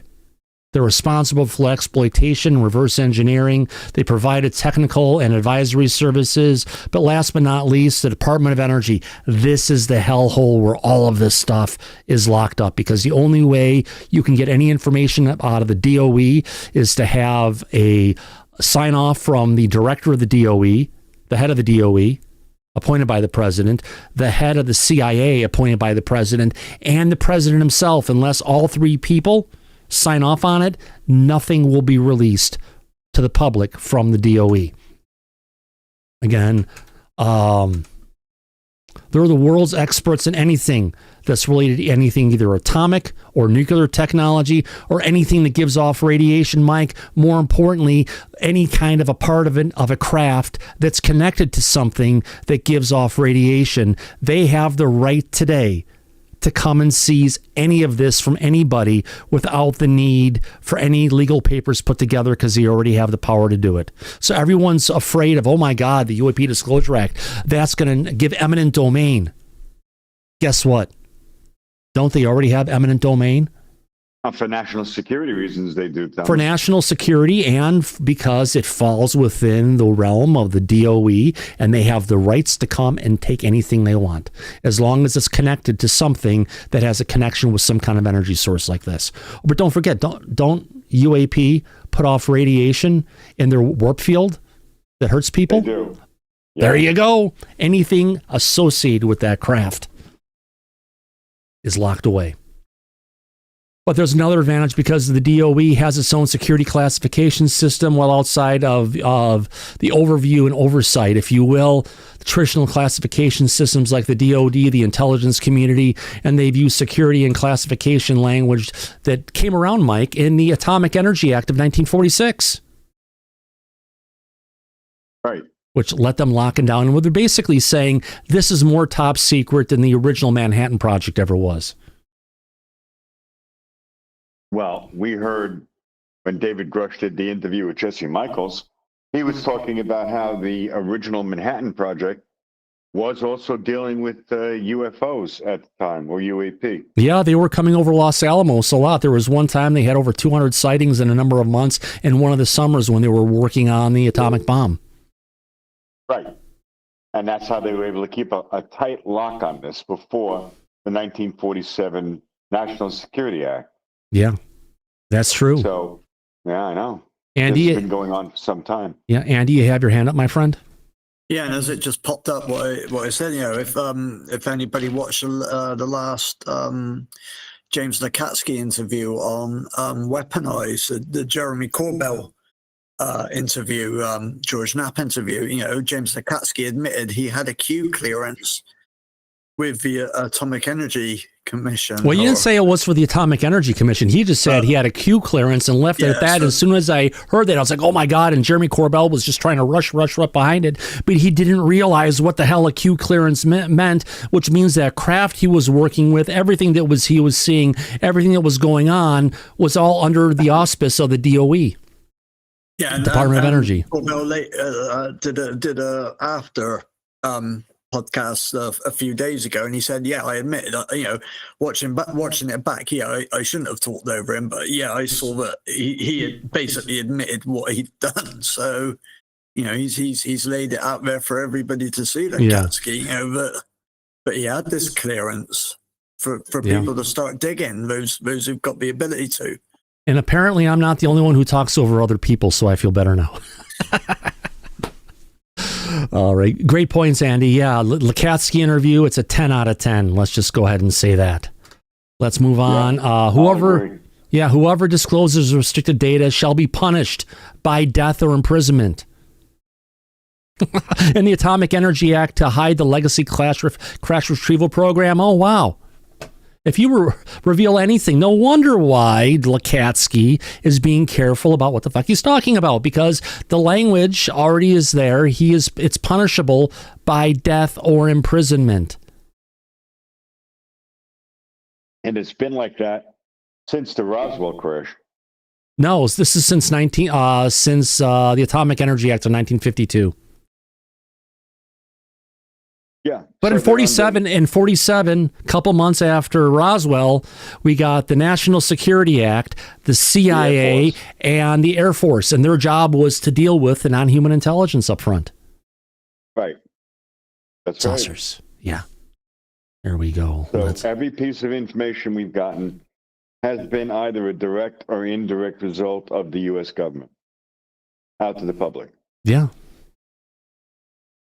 All of it, including Roswell. Exactly. We appreciate people coming to the show tonight, watching this. We're just about through this. Oh, God, how much? Well, we still have a bunch to go.